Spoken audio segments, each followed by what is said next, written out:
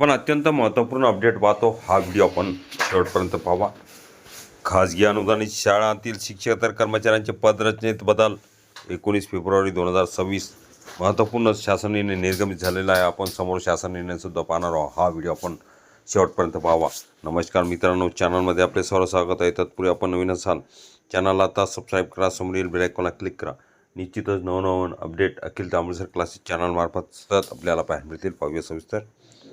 राज्यातील मान्यताप्राप्त खाजगी अनुदानित अंशतः अनुदानित माध्यमिक व उच्च माध्यमिक शाळांमधील शिक्षकेतर कर्मचाऱ्यांच्या पद रचनेत आकृतीबंधात सुधारणा करण्याचा महत्त्वपूर्ण निर्णय महाराष्ट्र शासनाने घेतला आहे.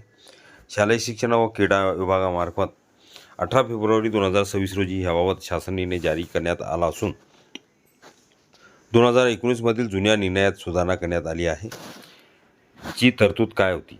2019च्या शासन निर्णयानुसार इयत्ता 5वी ते 12वीपर्यंत 500पर्यंत विद्यार्थी संख्या असलेल्या खाजगी अनुदानित व अंशतः अनुदानित शाळांना एक कनिष्ठ लिपिक पद मंजूर करण्यात येत होते. यामुळे अनेक शाळांमध्ये विद्यार्थ्यांच्या संख्येवर आधारित लिपिक पदे उपलब्ध होती.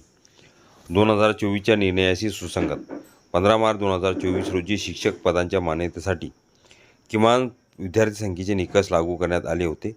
त्याच धर्तीवर शिक्षकेतर कर्मचाऱ्यांच्या पदाबाबतही समान निकष लागू करावेत अशी मागणी शिक्षण संचालकांकडून करण्यात आली होती. त्यानुसार आता शिक्षक व शिक्षकेतर कर्मचाऱ्यांच्या मान्यतेमध्ये एक समानता आणण्यात आली आहे. नवीन सुधारित निर्णय काय सांगतो? नवीन शासन निर्णयानुसार ज्या शाळांमध्ये 2024च्या शासन निर्णयाप्रमाणे किमान 3 शिक्षक पदे मंजूर होतात अशा शाळांना पुढील प्रमाणे लिपिक पदे मंजूर होतील. कनिष्ठ लिपिक 1, वरिष्ठ लिपिक 0, मुख्य लिपिक 0. याचा अर्थ केवळ विद्यार्थी संख्या नव्हे तर शिक्षक पदांच्या मान्यतेवर आधारित शिक्षकेतर कर्मचाऱ्यांची पदे मंजूर केली जाणार आहेत. जुन्या अटी कायम. या सुधारित तरतुदी वगळता 28 जानेवारी 2019च्या शासन निर्णयातील इतर सर्व अटी निकष कायम ठेवण्यात आले आहेत. त्यामुळे इतर बाबींमध्ये कोणताही बदल करण्यात आलेला नाही. शाळांवर होणार परिणाम. या निर्णयामुळे राज्यातील अनेक खाजगी शाळा अनुदानित व अंशतः अनुदानित शाळांमध्ये शिक्षकेतर कर्मचाऱ्यांच्या पदावर परिणाम होणार आहे. ज्या शाळांमध्ये आवश्यक शिक्षक पदाची संख्या पूर्ण होत नाही त्या शाळांना लिपिक पद मिळण्यात अडचणी येऊ शकतात. यामुळे प्रशासनावर अतिरिक्त ताण येण्याची शक्यता व्यक्त केली जात आहे.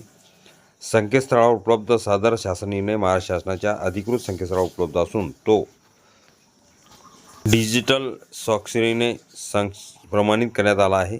त्यामुळे संबंधित शाळा, संस्था व कर्मचारी यांना हा निर्णय अधिकृतपणे लागू राहणार आहे. निष्कर्ष. खाजगी अनुदानित व अंशतः अनुदानित शाळांमधील शिक्षकेतर कर्मचाऱ्यांच्या पदरचनेत करण्यात आलेली ही सुधारणा शिक्षक व कर्मचारी मान्यतेत सुसंगती आणणारी असली तरी अनेक शाळांमध्ये ही आव्हानात्मक ठरू शकते. आगामी काळात ह्या निर्णयाचा शालेय प्रशासनावर आणि कर्मचाऱ्यांच्या सेवा शर्तीवर मोठा परिणाम होण्याची शक्यता आहे.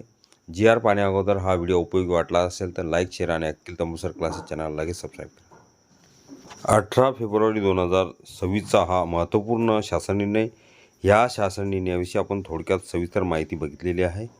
हा पूर्ण शासन निर्णय अखिल तांबुळसर क्लासेसच्या डिस्क्रिप्शन बॉक्समध्ये लिंक आहे, तिथून डाउनलोड करू शकता.